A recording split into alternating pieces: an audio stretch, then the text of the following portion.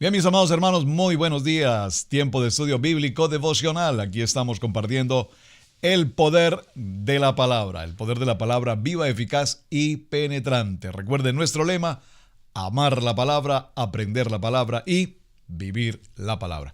Su hermano pastor Roberto Alfaro les saluda y una excelente bienvenida, una cordial bienvenida para que compartamos hoy en el libro de Éxodo, en este tema precioso, extraordinario, en la vida de Moisés, Aarón y todo el pueblo de Israel. A todos mis hermanos que nos acompañan a través de radiogénesis.tv, un abrazo, un saludo cordial. Para los hermanos que nos acompañan a través de Vivo para Cristo también en toda Europa, para ustedes buenas tardes y bendiciones. Muy bien, avancemos al capítulo 14. En el capítulo 14 estamos ya hablando del proceso del pueblo de Israel cruzando precisamente el Mar Rojo.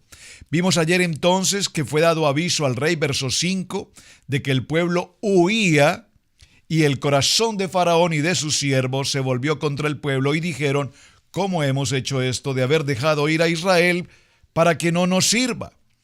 Y unció su carro y tomó consigo su pueblo y tomó 600 carros escogidos y todos los carros de Egipto y los capitanes sobre ellos. Y aquí dejamos una tarea y realmente les soy honesto, esta tarea la dejamos con el ánimo de que usted pues opinara, diera su opinión, sino con un texto bíblico, por lo menos con una opinión personal, o si tenía un texto bíblico pues maravilloso. Pero yo quiero concluirlo, sí, con un texto. Siempre es importante que haya un texto en la palabra que nos confirme qué pasó. A ver, algunas de las respuestas que me llegaron fueron que el faraón tenía una reserva de caballos en sus establos. Sin embargo, recordemos que cuando llegamos a las plagas nos indicó de que todo animal había muerto. Número 1, no solamente nos mencionó caballos, habló de camellos, burros, ovejas, vacas. Interesante. Otra respuesta que me dejó bien inquieto fue que posiblemente esos caballos pertenecían al mismo pueblo hebreo, porque recuerden que en las tierras de Gosén no hubo esa muerte de los animales. Buena respuesta. Muy buena respuesta a propósito. Muy interesante. Y de esto se trata, de que nos preguntemos algunas cosas y que nos podamos dar respuesta. Yo tengo una respuesta con texto bíblico. En el capítulo 9 de Éxodo, en el verso 20, aquí hay una respuesta muy interesante a propósito de este tema. Dice: de los siervos de Faraón, el que tuvo temor de la palabra de Yahweh, hizo huir sus criados y su ganado a casa. Subráyelo, por favor. Esto nos indica que dentro del pueblo de Egipto, dentro de las gentes del pueblo de Egipto, por supuesto había un número de personas que ya entendían, evidentemente con mucha razón, de que lo que Moisés anunciaba evidentemente se cumplía. Y cuando Moisés anunció que vendría esta plaga y mataría a todos los animales, dice el texto que de los siervos de Faraón que creyeron en esa palabra, una palabra profética, ellos ya lo sabían, si Moisés lo dijo, se va a cumplir. Así es que ellos tomaron prevención, se guardaron en sus casas y junto con ellos, dice el texto, guardaron sus animales. Podríamos decir entonces que esta era una reserva que tenía evidentemente el pueblo de Egipto, obviamente todo bajo la dirección o el cuidado o al servicio del faraón. En el verso 7 del capítulo 10 hay un segundo texto aquí que nos puede servir para complementar la respuesta. Observen, el capítulo 10, verso 7. Entonces los siervos de Faraón le dijeron: ¿hasta cuándo será este hombre un lazo para nosotros? Deja ir a estos hombres para que sirvan a Jehová su Dios. ¿Acaso no sabes todavía que Egipto está ya destruido? Entonces, lo que podemos ver con claridad aquí es que evidentemente los siervos de Faraón ya tenían la claridad, la certeza en su corazón, repito, de que lo que Moisés anunciaba evidentemente se cumplía. Así es que muy probablemente ellos sí guardaron con tiempo y prevención oportuna a muchos de sus animales, a muchas de sus propiedades, entre ellos su propia vida. Muy bien. Seguimos en nuestro tema. Gracias por las respuestas, gracias por escudriñar y gracias por sus apreciaciones y comentarios respecto al punto de donde aparecieron 600 carros del faraón, si se supone, según el museo en el Cairo, en las réplicas de estos carruajes, que por lo menos mínimo 2 caballos debían jalar estos caballos, estos carruajes. Por lo tanto, haciendo una matemática simple, decíamos, se requerían por lo menos 1,200 o más animales. Muy bien, seguimos en nuestro capítulo 14 y avancemos. Por favor, acompáñenme al punto 11, verso 11. Y dijeron a Moisés: ya aquí empiezan a sucederse circunstancias muy difíciles. ¿Cuáles son? El pueblo de Egipto persigue a gran velocidad al pueblo de Israel. Cuando Faraón se hubo acercado a los hijos de Israel, alzaron sus ojos, y he aquí que los egipcios venían tras ellos, por lo que los hijos de Israel temieron en gran manera y clamaron a Jehová. ¿Cuántas veces en nuestra vida personal, preste por favor mucha atención a este texto, cuántas veces en nuestra vida personal solamente nos acordamos de clamar a Jehová, a clamar al Dios Todopoderoso, justamente cuando vemos la persecución? Es decir, cuando entendemos que parece ser que todo está perdido, que parece ser que ya no hay salida, que no hay alternativa. Aquí vemos al pueblo hebreo frente a 3 situaciones. Número 1, hacia el frente se van a encontrar con el Mar Rojo. Dijimos ayer el mar de cañas o el mar de juncos, que realmente no es rojo. Número 1. Número 2. Al lado y lado, las montañas empinadas y desérticas, por supuesto. Atrás, una persecución del ejército más poderoso, o por lo menos lo que quedaba del ejército más poderoso de Egipto, encabezados directamente por el faraón y todos sus hombres, o por lo menos los hombres que sobrevivieron, porque recordemos que frente a las plagas muchos de ellos murieron, y entre ellos ¿quiénes? Los famosos hechiceros, los famosos brujos, sabios, adivinos. Todos ellos desaparecieron, nunca más se volverían a nombrar. Interesante entonces, porque frente a estos 3 problemas hay una respuesta, y Dios, dígalo conmigo, frente a nuestros problemas, frente a nuestras persecuciones, frente a nuestras angustias, frente a las adversidades, Dios está conmigo. Y si Dios está conmigo, dígalo, ¿quién contra mí? Muy bien, hasta aquí los pude escuchar con una voz muy audible. Excelente, Dios está conmigo, ¿quién contra mí? Sin embargo, el pueblo hebreo inmediatamente le dicen a Moisés, verso 11, ¿no había sepulcros en Egipto que nos has sacado para que muramos en el desierto? ¿Por qué has hecho así con nosotros, que nos has sacado de Egipto? Y aquí empieza este terrible dolor de cabeza con estos hombres, con este pueblo que tienen una promesa de Dios, que están viendo la grandeza del Dios Todopoderoso a lo largo de 10 plagas, sin que ellos sufran ninguna consecuencia.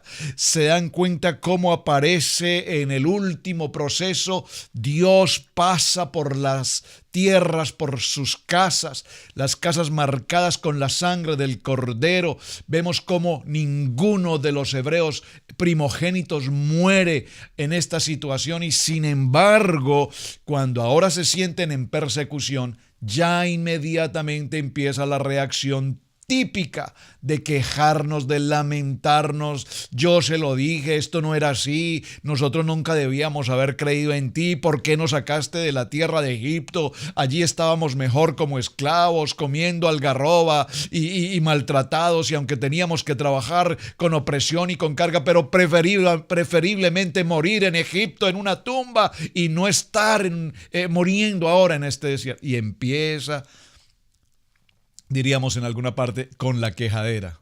Qué terrible, ¿verdad? Pues ese es el pueblo hebreo. Y esto es muy importante porque veremos qué sucede con esta historia y cómo Dios nos pasa por un proceso. Dígalo conmigo, estamos pasando por un proceso porque en ese proceso Dios va a establecer nuestro carácter, el carácter del Mesías en nuestros corazones. Entonces, en el verso 12, ¿no es esto lo que te hablamos en Egipto diciendo, déjanos servir a los egipcios? Déjanos servir a los egipcios. ¿Ustedes creen que esta palabra es correcta a estas alturas del proceso en el que Moisés ha avanzado? Déjanos servir a los egipcios, todavía con una mentalidad de ladrilleros, todavía con una mentalidad de esclavos, todavía con una mentalidad de idolatría. ¿Cuántos de nosotros, después de tener años en la vida, de ser creyentes, todavía estamos pasando por esta misma circunstancia? Cambia tu manera de pensar para que cambie tu manera de vivir. Entonces, dice el verso 13, Moisés le dijo al pueblo, no temáis. Por favor, alguien puede recibir esta palabra hoy en su corazón. No temáis, estad firmes, por favor, estad firmes. Firmes, firmes aquí significa sólidos, consolidados, establecidos, determinados, con la garantía, con el yo sé que Dios está conmigo. Y si Dios está conmigo, nuevamente, ¿quién contra mí? Entonces estad firmes y ved la salvación que Yahweh hará hoy con vosotros. Interesante, dice con vosotros, no dice con nosotros. Que Dios hará, ¿por qué con vosotros, Moisés? ¿Por qué hace la reflexión? Hoy veremos la salvación que Dios tiene para con vosotros y no para con nosotros. Porque recordemos que aquí este Moisés ha pasado por todo el proceso, 80 años, 40 en el desierto, en la escuela de la palabra, en la escuela de la Torá, y en este momento el nivel espiritual de Moisés es uno de los niveles más altos que cualquier hombre que hemos narrado hasta este momento en Éxodo vayamos a encontrar, e incluso aún en el tiempo después, obviamente sin incluir, por supuesto, al Mesías. Pero el nivel de Moisés ya era un nivel de santidad, ya era un nivel de completa intimidad y relación con nuestro Padre Eterno. Muy bien, entonces la salvación que viene para vosotros, dice esta palabra, estad firmes, porque los egipcios que hoy habéis visto, nunca más para siempre los veréis. Punto claro y sencillo. Jehová peleará por vosotros y vosotros estaréis tranquilos. Entonces Jehová dijo a Moisés, ¿por qué clamas a mí? Di a los hijos de Israel que marchen. Y tú alza tu vara y extiende tu mano sobre el mar y divídelo entre los hijos de Israel en medio del mar en seco. He aquí, yo endureceré el corazón de Faraón. Aquí está nuevamente esta expresión, verso 17. He aquí, yo endureceré el corazón de los egipcios para que lo sigan. Y yo me glorificaré en Faraón y en todo su ejército, en sus carros y en su caballería. Y sabrán los egipcios que yo soy Jehová cuando me glorifique en Faraón, en sus carros y en su gente de a caballo. Aquí hay una aplicación muy interesante. Sigue siendo el trabajo de Dios endurecer el corazón de Faraón. Es decir, que para que toda esta historia que estamos narrando hoy tenga un tiempo, una respuesta, para que podamos entender todo lo que está pasando y lo que va a suceder, era necesario tener a un personaje. como el faraón. Es decir, de alguna manera Dios permite que Faraón tenga este corazón endurecido. Si me permiten usar comillas las palabras, necio, es decir, sin Dios.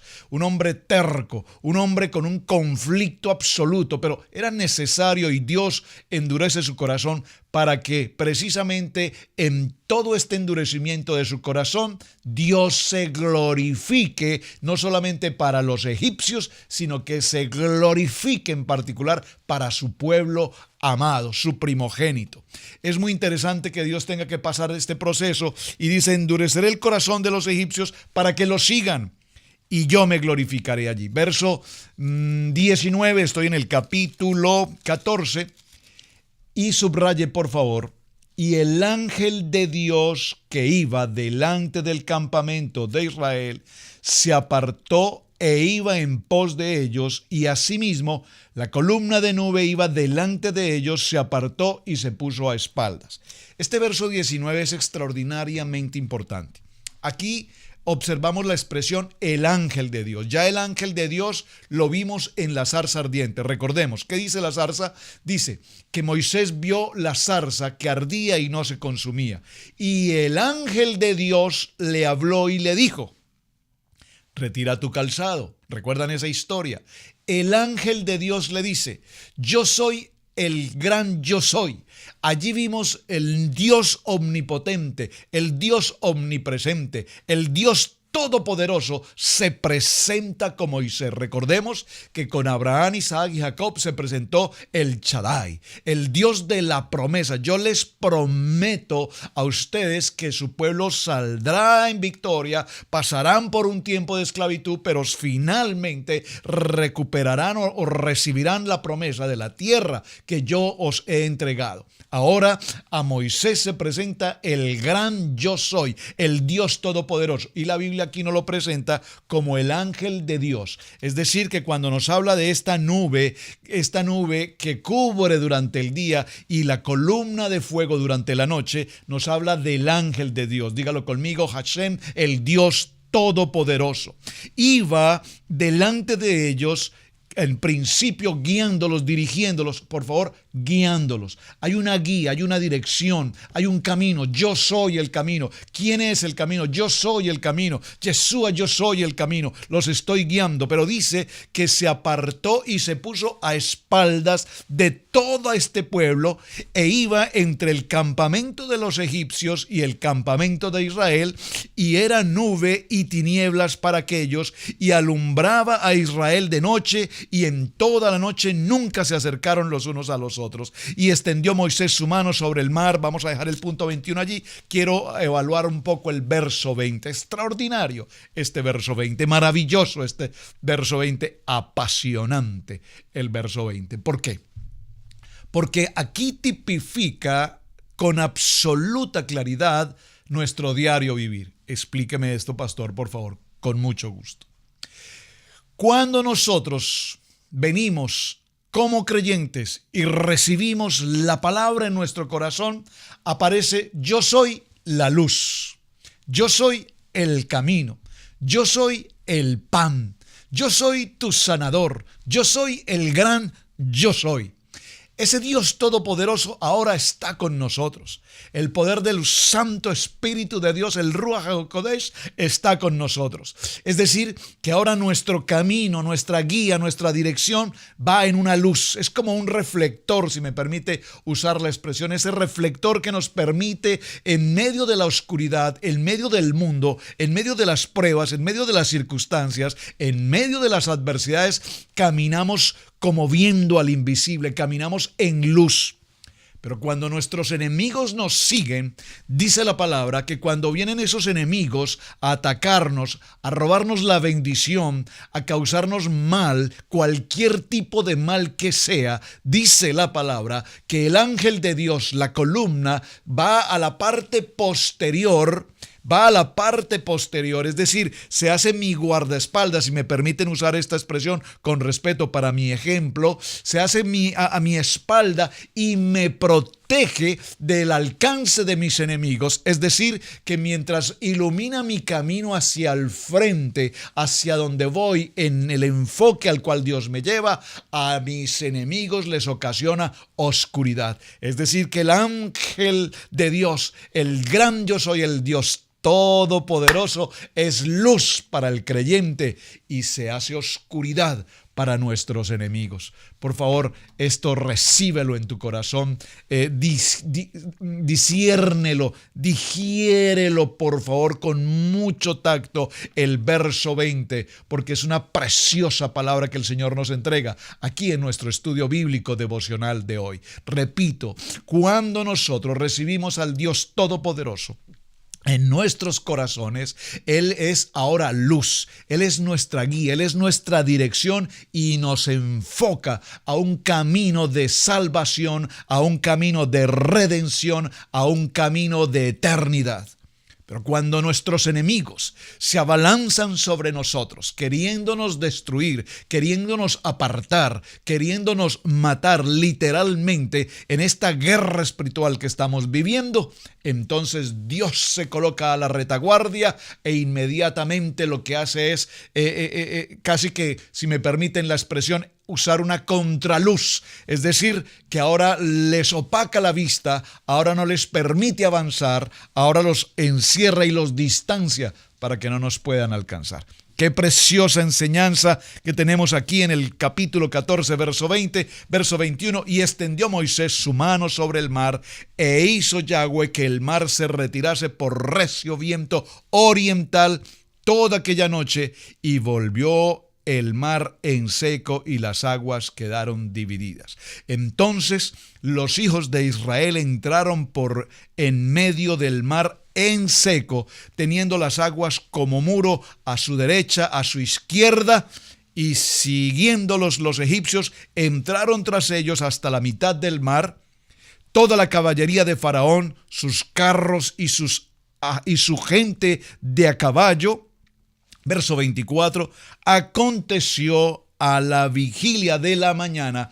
Esto de la vigilia de la mañana, qué importante. Recordemos que habían 3 vigilias. Bueno, en el tiempo del Imperio Romano se llevaban a cabo 4 vigilias, pero para este tiempo, para el tiempo de Egipto, se llevaban a cabo 3 vigilias. Este dice, aconteció a la vigilia de la mañana. Esta vigilia de la mañana corresponde de las 2 a las 6 de la mañana. En ese horario de las 2 a las 6 de la mañana aconteció que Jehová miró el campamento de los egipcios desde la columna de fuego y nube, y trastornó el campamento de los egipcios y quitó las ruedas de sus carros y los transformó gravemente. Entonces los egipcios dijeron, huyamos de delante de Israel, porque Jehová pelea con ellos contra los egipcios. Huyamos de delante de Israel, porque Jehová pelea por ellos contra los egipcios. Dígalo conmigo, Jehová, el Dios Todopoderoso, mi guardador, mi protector, pelea mis batallas. Él va delante de mí. Él es Él es mi guerrero. Él es mi protector. Este texto, por favor, del verso 25, por favor, lo quiero leer nuevamente. Subráyelo. Dicen los egipcios, huyamos de delante de Israel. Todos tus enemigos huirán de delante de ti. Recibe esa palabra. Alguien que te está calumniando, criticando, difamando, alguien que quiere que no avances en tu hogar, en tu familia, en tu economía, en tu trabajo, en tu universidad, en tu relación de pareja, en tu noviazgo, en tu vida profesional. ¿En qué área de tu vida hay enemigos que vienen a robarte la bendición y el propósito de Dios? Este es un muy buen momento para que lo digas de lo profundo de tu corazón. Todos los enemigos que vengan contra mí deberán huir, porque Yahweh pelea conmigo a mi favor contra todos aquellos egipcios, contra todo aquel faraón que me persigue, contra aquel, recordemos que faraón tipifica a Satanás. Estoy muy emocionado, ¿verdad? Perdónenme, pero es que esto es algo extraordinario. Y Jehová dijo a Moisés, extiende tu mano sobre el mar. Bueno, no quiero pasar al verso 26 aún. Permítame, aún algo nos queda en el verso 25. Dice, y quitó las ruedas de sus carros. Por favor, Piense usted por un momento, los carros del faraón vienen en plena persecución, con velocidad en pleno desierto, los soldados, el armamento, además el corazón endurecido, persiguiendo al pueblo de Israel. Y dice el verso 25, y el Espíritu, bueno, el Ruach HaKodesh, el poder sobrenatural de Dios, dice, quitó las ruedas de sus carros. ¿Cómo quitó las ruedas de sus carros? ¿Puede usted pensar por un momento cuán grande es Dios, que de una manera sobrenatural viene hasta los carros de Faraón, desarma, yo no sé con qué llaves, de qué manera, pero desarma las ruedas para que salgan de los carruajes, desarma los carros de Faraón y los trastornó gravemente? Precioso, ¿verdad? Y cerremos aquí en el punto del verso 26 ya para continuar en el siguiente día. Y Jehová dijo a Moisés, extiende tu mano sobre el mar para que las aguas vuelvan sobre los egipcios, sobre sus carros y sobre su caballería.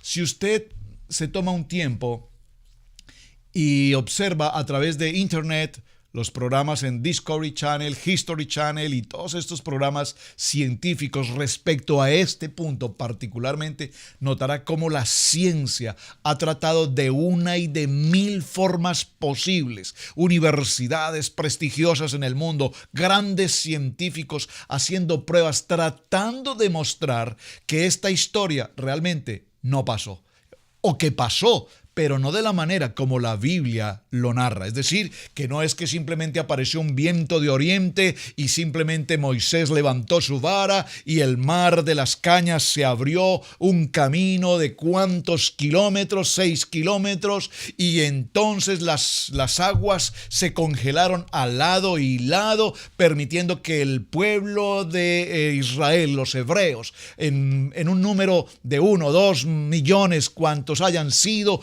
si salieron 600 más sus hijos, sus esposas, sus ancianos, más sus animales, era una inmensa cantidad de población, atravesaron en tan corto tiempo un tan largo camino en seco, dice la palabra, en seco. Los científicos hasta el día de hoy, con cientos de pruebas de la ciencia, pretenden demostrar cómo pudo pasar esto, y hasta el momento no hay una forma técnica científica que lo permita demostrar. Pero ¿para qué perder tiempo en todo esto si esto es la obra grande y poderosa de ese Dios todopoderoso que nosotros tenemos? El emuná. Recuerden que la palabra fe en hebreo, emuná, pero no la fe lógica, no la fe científica, no la fe de la razón y del entendimiento humano, sino la fe sobrenatural. Yo, por la fe de emuná, por el emuná sobrenatural de Dios, creo que esta narrativa que estamos tomando hoy en el libro de Éxodo es tal cual la Biblia así lo narra. Porque Dios en su infinito poder hace lo que Él tiene que hacer. Simplemente pasó una noche por la ciudad y todos los primogénitos murieron. ¿Cómo? Solo Dios. Solo Dios. Muy bien, mis amados hermanos, este ha sido el tiempo de estudio bíblico devocional. Quedamos en el verso 26. Empieza una historia apasionante de aquí en adelante que la tenemos que ver en detalle, porque hay mucho, pero mucho que aprender para nuestra vida en nuestro diario vivir. Recordemos hoy, Dios es luz. Nuestro amado Dios es nuestra guía. Él es el que nos enfoca y nos dirige, nos protege durante el día, nos protege durante la noche, se convierte en esa retaguardia que no permite que nuestros enemigos nos quieran alcanzar o nos puedan alcanzar, porque todo lo que ellos tengan, así sea el armamento más poderoso que venga en contra nuestra, dice el verso 25, quitó las ruedas de sus carros y los trastornó. Ese es el Dios que nosotros tenemos. Ese es el Dios todopoderoso a quien nosotros adoramos. Y ese es el Dios todopoderoso que está pendiente de cada uno de nosotros hoy. Mis amados, su hermano Pastor Roberto Alfaro les saluda. Muchísimas gracias por acompañarnos. Gracias por compartir el video. Gracias por sus testimonios. Les espero nuevamente mañana aquí en Estudio Bíblico Devocional. Bendiciones. Shalom para todos. Muchísimas gracias.